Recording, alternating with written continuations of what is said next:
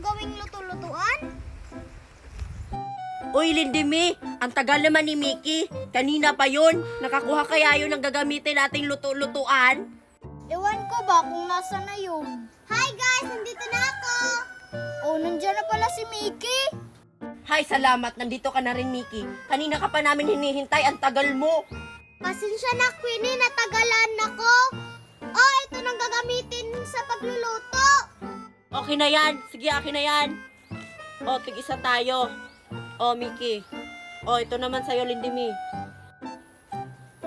O, sige, umpisahan na natin sa pagluluto. Galingan nyo, ah. Ano kayang lulutuin ko? Ah, alam ko na!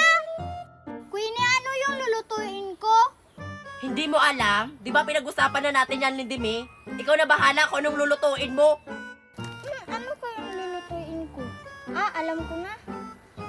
Ang una ilagay, well, tapos itlog. Ang bango-bango! Una, lagyan ng sibuyas. Pangalawa, itong hotdog. Bango-bango na. Tsaka itong mga fish. Ang sarap na yung akin.